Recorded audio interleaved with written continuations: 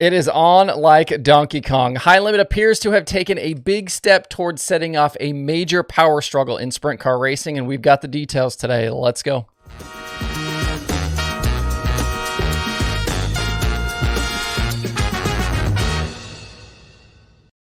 It's Thursday, September 28th. I'm Justin Fiedler. This is DIRTRACKR Daily. I was all set to do a bunch of late model stuff today. I've got some purse numbers that I was working on, but after this morning's breaking news, we'll save that stuff and maybe do a bonus Friday daily show. If you missed it, Jeremy Elliott dropped news this morning at SprintCarUnlimited.com that World of Outlaws race director Mike Hess is no longer an employee of World Racing Group. His employment status with the company suddenly changed on Wednesday. Heading into this weekend's National Open at Williams Grove, past race director Don Graby will slide back into that seat and be in charge under series director Carlton Reimers. Hess had been the race director, leading drivers' meetings and the voice on the race monitor since 2015. Actually, Graby left to go take the All-Star job, and Hess was in. Mike's a guy I call a friend. We interviewed him on Open Red when I worked at World Racing Group, and we did a neat episode where I recorded all of the driver radio audio for a night at World Finals where he was featured fairly prominently. I would recommend go checking that out if you would like to know what it sounds like on the driver radio. He's really good at what he does, and maybe the best in the business right now, and this is some measure of a loss for the World of Outlaws. It's not a loss they can't absorb, but even with Graby's experience, he'll need some time to readjust back into that role.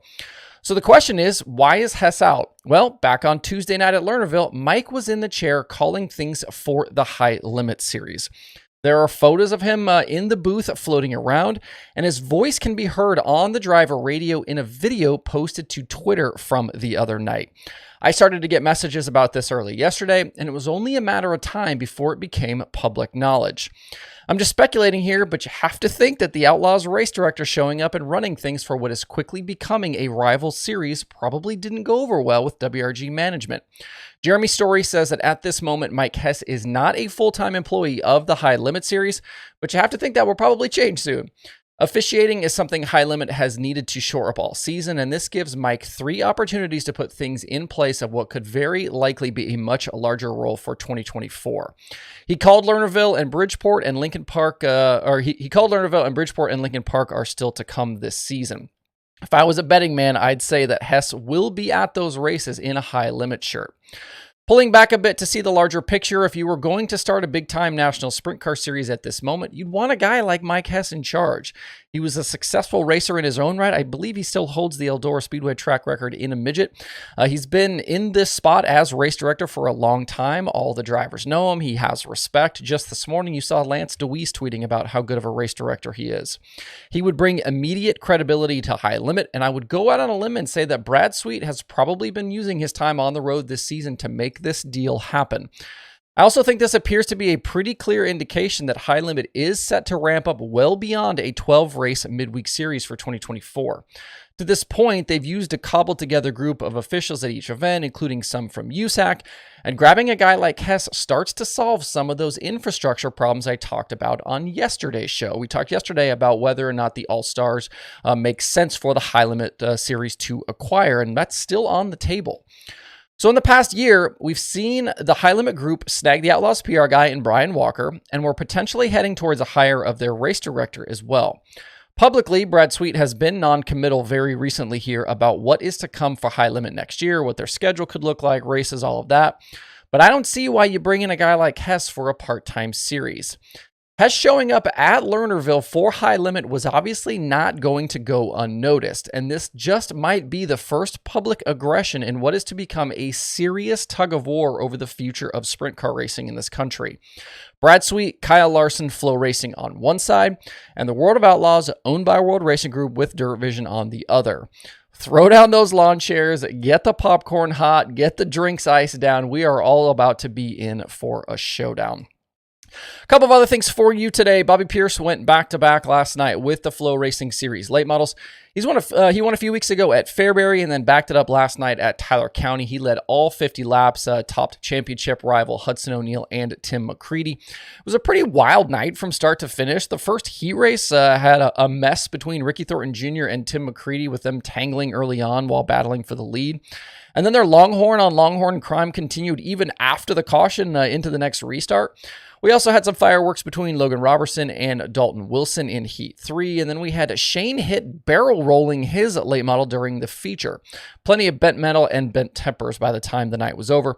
Looking ahead, the national dirt late model scene is split this weekend. You got Lucas in Ohio and Pennsylvania as they get set to decide that final championship 4. And the World of Outlaws late models are back after several weeks off with 2 nights set for Atomic Speedway. 10 races are left for the Outlaws, and Pierce seems to be on his way to his first series title. At Indy last night, the Stoops Pursuit event for the USAC National Midgets was rained out. They tried for a little while to get it in, but eventually had to cancel. The BC39 continues tonight with the first of 2 split field prelim nights. Hopefully the weather will play nice the next 3 days so we can see some fun racing inside the big track. You're going to get split field prelim tonight, split field prelim Friday, and then everybody comes back together for the big show on Saturday. This one is live on Flow tonight and is one of several options you have for viewing on this Thursday. You can stop by DIRTRACKR.com/watch tonight to see the full streaming schedule for today. Another late model event to pay attention to this weekend is the Hunt the Front Series down at the Talladega Short Track. They've got just a few nights left to decide the championship, and Josh Putnam and Will Harrington are trying to track down Joseph Joyner for that first ever series title. I think Putnam's only 4 points back right now of Joyner. The event at Talladega is paying $5,000 to win Friday and $9,700 to win on Saturday for the Supers. The event also includes Crate Racing USA 604 late models.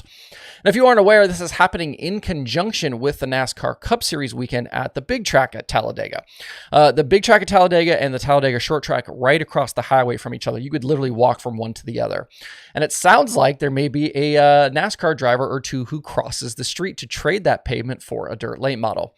After this weekend, 2 October dates at Swainsboro are all that's left for the Hunt the Front Championship season. They do have a couple of other events they're sanctioning, but they are not a part of the championship.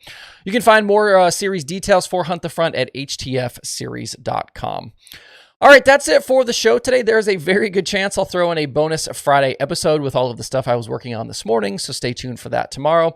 And there's obviously there's no lack of other things to talk about here at this moment. Hope you guys have a great Thursday out there. We'll probably see you back here tomorrow.